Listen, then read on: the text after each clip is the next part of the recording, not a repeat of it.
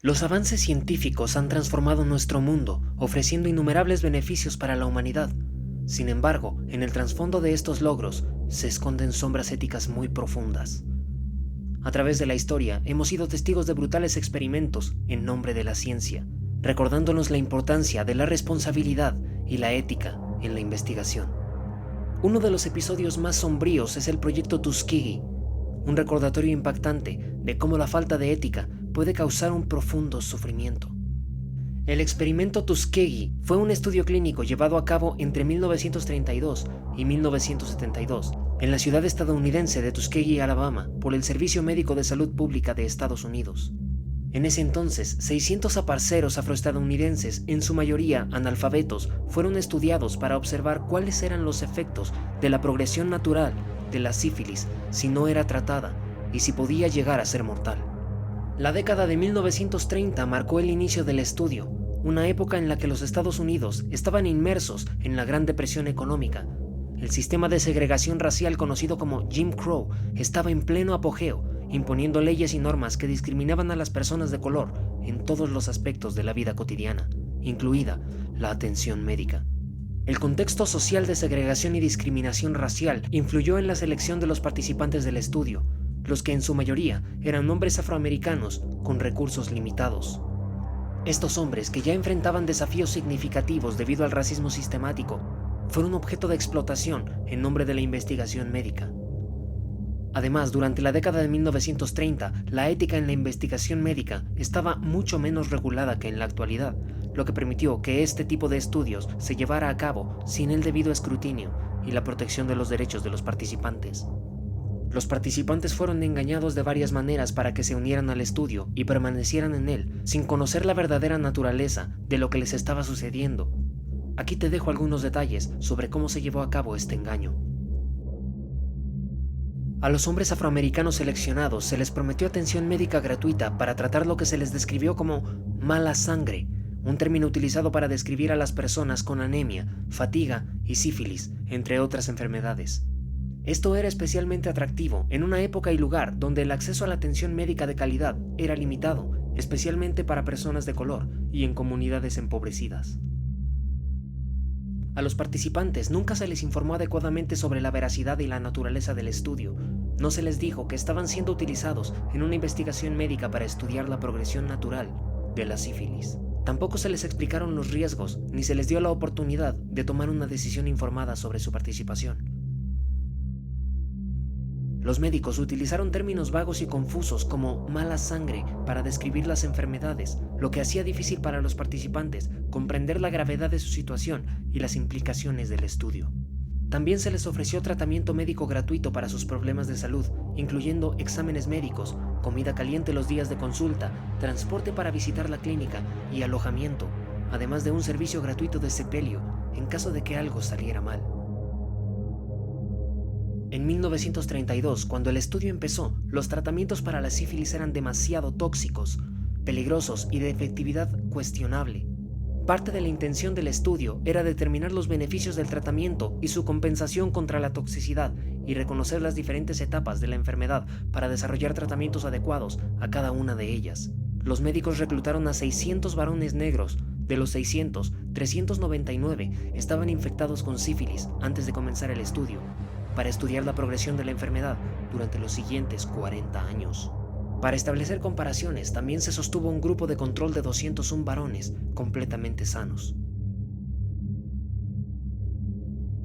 A pesar de que, años después, la penicilina se convirtió en un tratamiento efectivo para la sífilis, a los participantes no se les ofreció este tratamiento.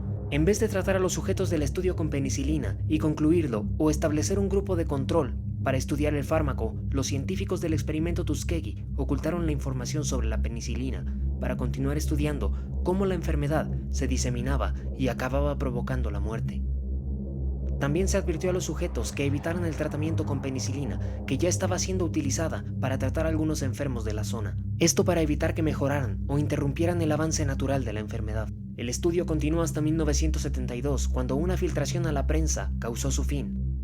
Para entonces, de los 399 participantes, 28 habían muerto de sífilis y otros 100 de complicaciones médicas relacionadas. Además, 40 mujeres de los sujetos resultaron infectados y 19 niños contrajeron la enfermedad al nacer. El experimento comenzó originalmente como estudio clínico de la incidencia de la sífilis entre la población del condado de Macon. El sujeto sería estudiado de 6 a 8 meses y posteriormente tratado según los estándares de la época, que incluían salvarsan, arsfenamina, procedente del arsénico, pomadas con mercurio y bismuto, tratamientos que eran efectivos, pero demasiado tóxicos. La intención inicial del estudio por parte del Instituto Tuskegee era mejorar la salud pública de la población pobre. Su hospital afiliado cedió al Servicio de Salud Pública sus instalaciones y otras organizaciones afrodescendientes y médicos afroestadounidenses locales participaron. El Fondo Filantrópico Rosenwald daría soporte económico para el posterior tratamiento. Se reclutaron 399 varones afroestadounidenses sifilíticos y 201 sanos como control. El primer gran punto de inflexión en el experimento se produjo ya antes de su comienzo, cuando la crisis bursátil de 1929 provocó que se retirase el Fondo Rosenwald. Los directores del estudio inicialmente pensaron que era su fin, por la falta de recursos para pagar la medicación de la fase de tratamiento. Incluso se hizo público un informe final. En 1928, un estudio realizado en Oslo había informado de las manifestaciones patológicas de la sífilis no tratada en varios cientos de varones blancos.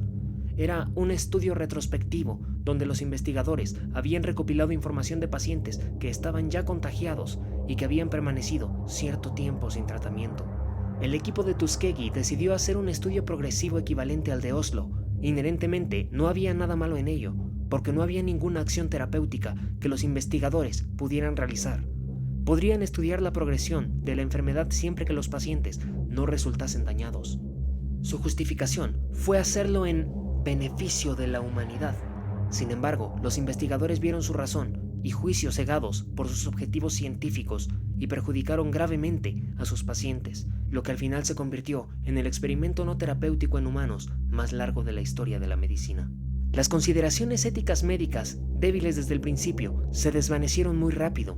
Por ejemplo, a la mitad del estudio, para asegurarse la presencia de los sujetos en un procedimiento de alto riesgo y no terapéutico como es la punción lumbar, los doctores mandaron a todos los pacientes una engañosa carta titulada "Una última oportunidad para un tratamiento especial y gratuito". El estudio también solicitaba a los sujetos someterse a una autopsia tras la muerte para recibir el seguro que cubría los gastos del sepelio. El tratamiento fue intencionalmente denegado a muchos de ellos.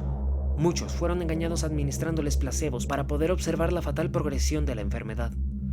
En 1934 se publicaron los primeros datos clínicos y en 1936 un informe de envergadura.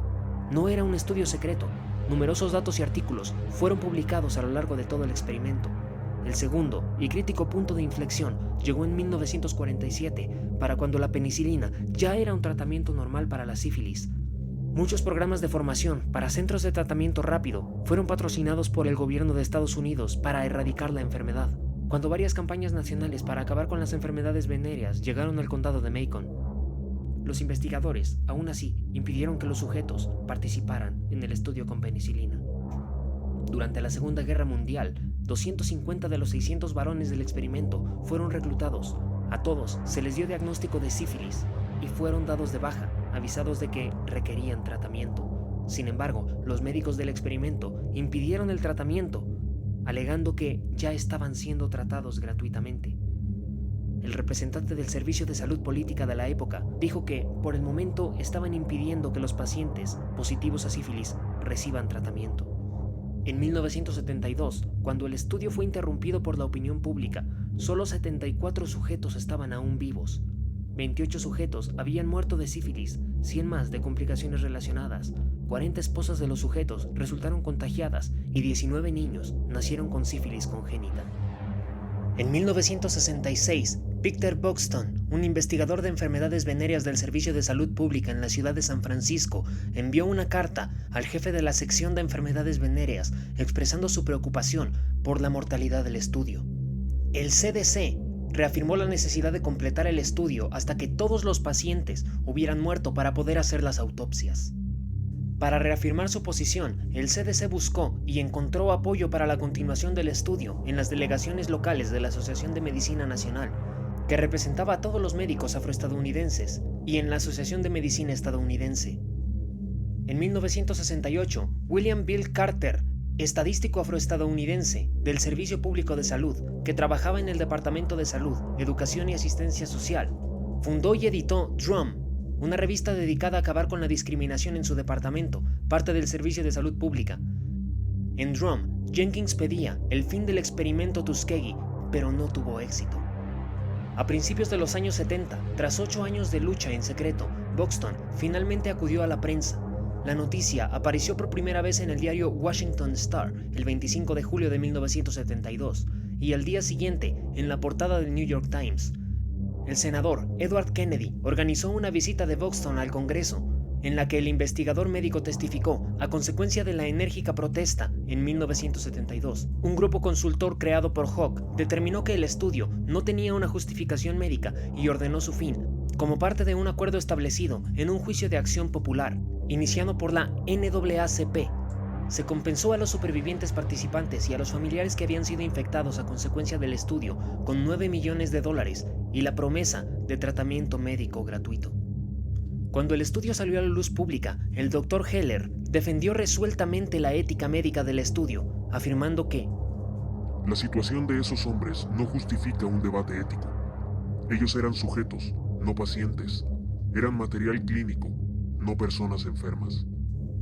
En 1974, parte del Acta Nacional de Investigación se convirtió en ley, creando una comisión que estudiaba y regulaba las investigaciones en humanos. El 16 de mayo de 1997, con 5 de los 8 supervivientes presentes en la Casa Blanca, el presidente Bill Clinton pidió disculpas formalmente a los participantes en el experimento Tuskegee.